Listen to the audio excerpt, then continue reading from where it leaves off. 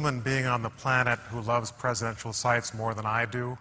I usually don't make flat statements, but I can make that with some confidence. One unintended consequence, I've got two sons who are now 13 and 16, and whether they liked it or not, they were taken to many presidential sites themselves from the age of about 3. Our older boy, I took to Monticello when he was 5. We've taken both of them on a trip to various Lewis and Clark sites, not presidential, some of them have been, each summer, not because I need them to become historians, but because I'd love them to love what I love. And it has worked more or less, although they would tell you that sometimes when they hear me for the 99th time rhapsodizing about the excitement of presidential sites, they're not entirely persuaded. And the look on their faces sort of reminds me of LBJ was once talking to a famous economist. I have to clean this up slightly, but only slightly, as one does with many of President Johnson's private conversations, and don't I know it. Johnson said to the economist, who was brilliant but not necessarily compelling, he said, "You know, Professor, problem is when you talk about economics, it's like peeing down your leg. Seems hot to you, but not to anybody else." And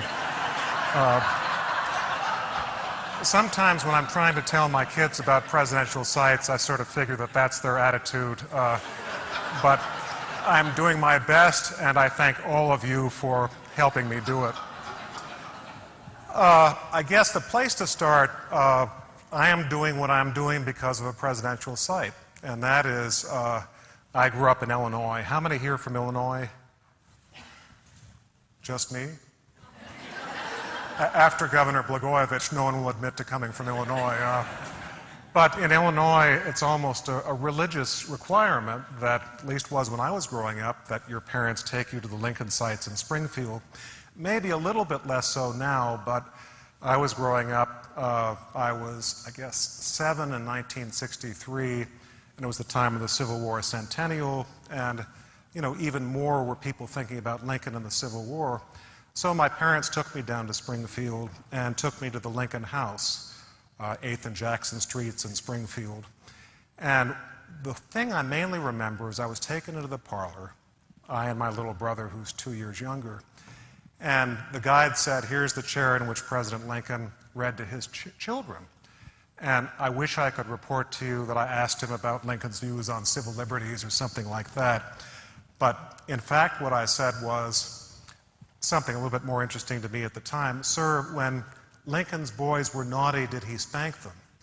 And as I remember, the guide said with a disgusted look, "No, Lincoln didn't believe in discipline. He let those brats run wild through this house."